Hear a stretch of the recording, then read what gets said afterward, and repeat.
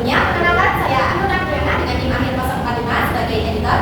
Saya Fatia Zulafalaini dengan NIM akhir 006 sebagai guru pembina. Perkenalkan, saya Ariska Tulako dengan NIM akhir 090 sebagai siswa tersangka. Saya Aziza dengan NIM akhir 037 sebagai narator.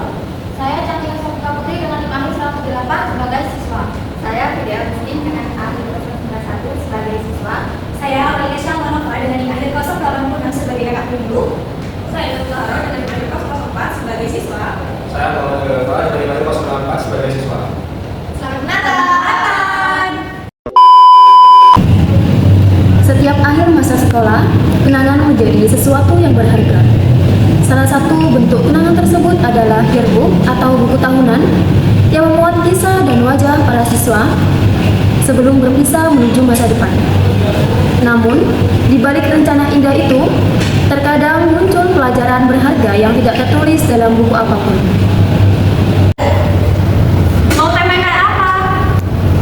Ini nggak sih? Kurang cocok ini coba. Kalau apa sih? Oh no, sih. Cari yang lain. Ini nggak sih? Bumi-bumi. Oke. Aku nggak ada outfit buat itu ya. Beli lah. Bisa nih. Iya, bisa pinjam. Ini apa? Wow, keren.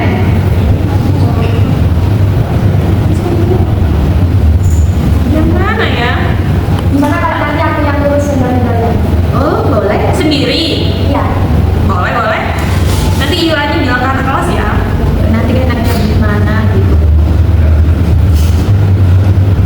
Kasus ini bermula dari kepanikan dan kekecewaan puluhan siswa kelas 12 di sebuah sekolah menengah atas atau SMA. Proyek pembuatan yearbook angkatan mereka terancam gagal total. Dana sebesar 35 juta yang dikumpulkan dari iuran siswa diduga kuat telah digelapkan oleh ketua panitia sekaligus bendahara. Uang teman-teman udah kumpul di aku semua nih. Apa tak pakai buat kebutuhan yang itu dulu ya? Kayaknya tak pakai sekarang buat kebutuhan yang itu dulu, gak mungkin ketahuan deh. Ya tak pakai dulu aja deh.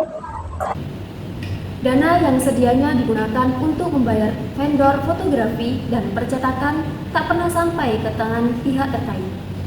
Saat dimintai laporan pertanggungjawaban, pelaku tidak bisa menunjukkan bukti pembayaran. Hingga akhirnya, ia menghilang dan sulit dihubungi. Itu kan jadi ini ya temanya. Iya, benar pakai itu kan. Udah setuju juga semuanya. Pokoknya kan juga kamu dari sekarang ini. Gimana? Iya, waktu kan ya Aris. Emang kamu udah dari sekarang? Sebentar ya. Telepon siapa tahu udah selesai langsung foto.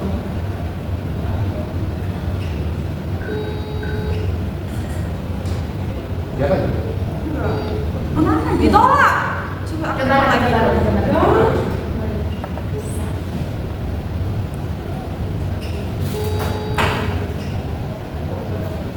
Ditolak lagi. Kemana dia?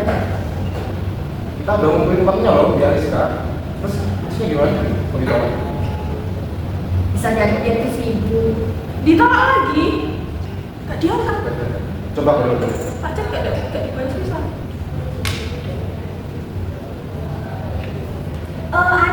Siapa wes? Temennya Ariska itu loh yang barengan Ariska itu. Siapa? Sofi. Nah, Sofi coba telepon Sofi. Ya kan? Ke. Assalamualaikum. Ada kendala nggak? Ada Bu Ariska itu loh gak bisa ditelepon. Nggak diangkat. Iya, padahal uang kita udah dikumpulin ke Ariska loh. Ditolak Bu. Katanya dia yang menghubungi yang dari itu. Iya, karena dia ditolak yang lagi, Bu. mengatur. Bisa sekali. Coba lagi. Coba lihat. Dari tadi ditolak Bu. Dari tadi pagi. Ini ditolak Bu. Tidak ngangkat.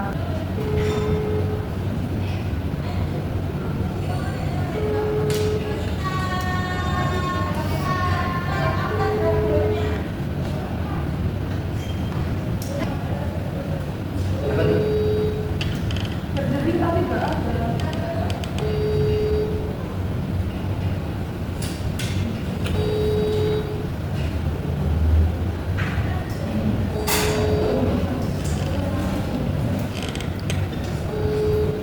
Coba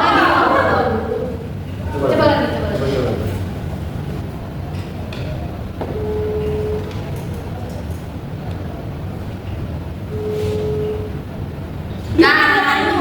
Halo, Iya, halo.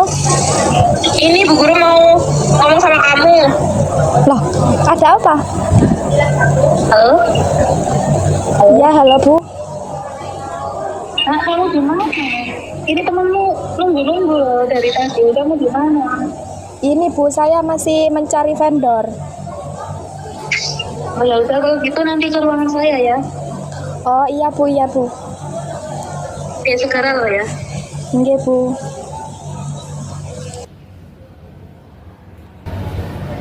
Kalau gitu saya ke ruangan saya dulu ya. Ya, Iya, Bu. Nanti saya ke sana rumahnya sekarang.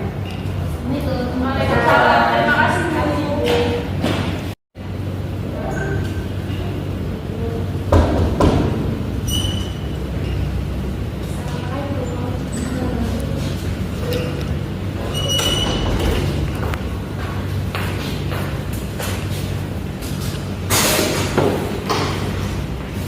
Mana udah bayar belum? Soalnya ini tanggalnya udah lewat. Tanggalnya udah datang dari tadi. Saya belum bayar, uangnya saya sekarang dulu. Nanti saya urus. Tapi itu kan uangnya dari kita semua, kita iuran. Kamu telat bayar ke vendornya. Ini sudah tenggat waktu. Kita cuma takut ya duitnya nggak jadi, Bu. Ya, kalau bisa dipercepat ya, Bu. Soalnya udah nasi dari tadi uangnya. Kalau ini sih udah masuk kasus ranah korupsi, nggak bisa kalau dibiarin gini aja.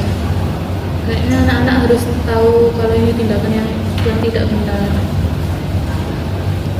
Gimana ya caranya anak-anak biar tahu kalau ini tuh tindakan yang nggak benar?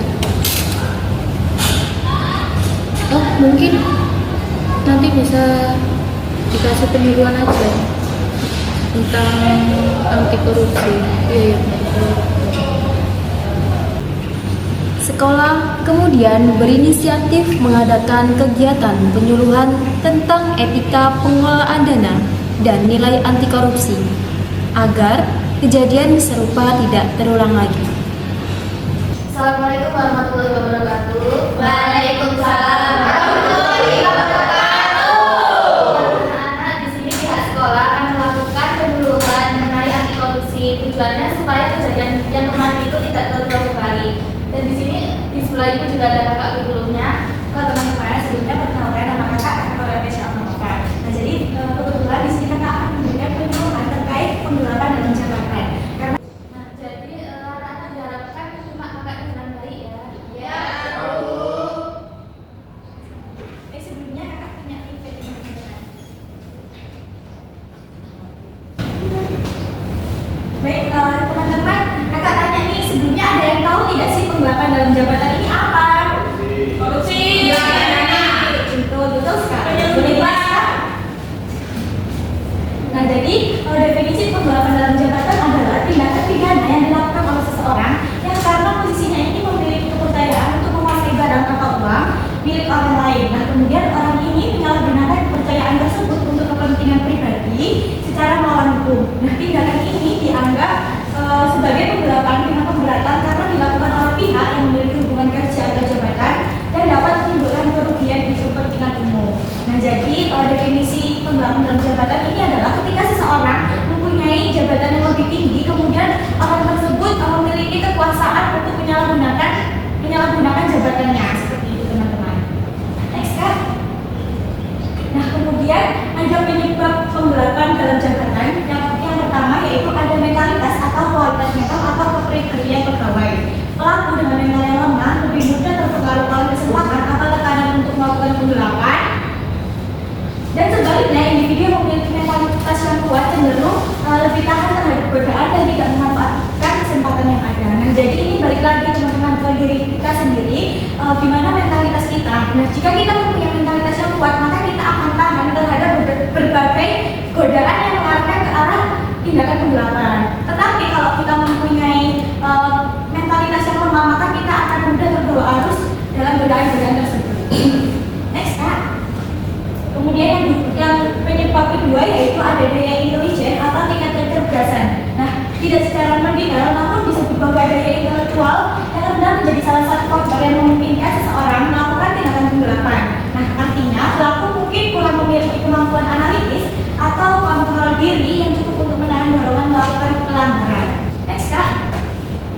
Nah, kemudian penyebab yang ketiga yaitu ada faktor pendidikan. Nah, rendahnya pendidikan ini dapat menyebabkan kurangnya pemahaman tentang konsekuensi hukum dan etika, serta mungkin merupakan moral atau integritas dalam pekerjaan. Kemudian penyebab yang keempat itu ada faktor lingkungan atau faktor eksternal yang pelaku ini dipengaruhi oleh kondisi lingkungan sekitar atau lingkungan kerja sosial yang memungkinkan atau memicu penggelapan. Misalnya adanya kesempatan dalam pekerjaan yang tidak diawasi dengan baik, kemudian lingkungan tempat kerja yang lemah pengawasannya.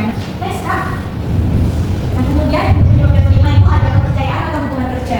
Nah, penggelapan ini seringkali terjadi karena adanya kepercayaan yang diberikan oleh pihak lain, misalnya atasan atau perusahaan, kepada pelaku di mana penguasaan barang atau uang dipercayakan kepada pegawai karena hubungan kerja. Kemudian penyebab yang keenam itu ada motivasi kebutuhan pribadi. Ada indikasi bahwa penggelapan disebabkan oleh kebutuhan pribadi seperti uang untuk keperluan sehari-hari atau mungkin hutang pribadi yang tidak terpuaskan oleh penghasilan biasa. Next, Kak.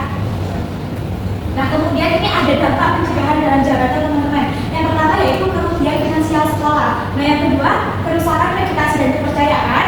Yang ketiga dampak moral dan etika. Dan yang keempat ada gangguan operasional dan kinerja sekolah. Dan yang kelima konsekuensi hukum bagi pelaku. Nah, ini adalah dampak-dampak yang dilakukan oleh seseorang jika orang tersebut melakukan penggelapan dalam jabatan, teman-teman. Resikonya itu sangat besar. Next, Kak. Nah, kemudian ada upaya pencegahan yang dilakukan untuk kita tidak melakukan penggelapan dalam jabatan. Yang pertama yaitu peningkatan sistem berupa pengawasan dan akuntabilitas, yaitu bisa melalui audit internal dan eksternal yang konsisten, kemudian bisa dengan pemisahan fungsi, kemudian yang ketiga bisa dengan transparansi anggaran dan laporan keuangan, dan yang keempat bisa penguatan sistem pengendalian internal. Nah, mungkin di sebagian sistemnya itu lebih diperkuat lagi. Nah, yang kedua itu ada penanaman budaya anti korupsi dan etika, yaitu ada pendidikan anti korupsi, kemudian ada pelatihan sosialisasi kode etik dan mekanisme pelaporan. Next, Kak. Nah, kemudian ada nilai-nilai anti penggelapan dalam jabatan. Komisi Pemberantasan Korupsi atau KPK di Indonesia merumuskan 9 nilai integritas anti korupsi yang sangat relevan untuk pencegahan penggelapan dalam jabatan di lingkungan manapun, termasuk di lingkungan sekolahan. Nah, yang pertama itu ada inti, yaitu nilai jujur, tanggung jawab dan disiplin. Kemudian yang kedua ada etos kerja, yaitu mandiri, kerja keras dan sederhana. Kemudian yang ketiga ada sikap berani, peduli dan adil. Nah, mungkin itu saja yang dapat kita sampaikan. Mungkin teman-teman ada keinginan bertanya? Ya, boleh.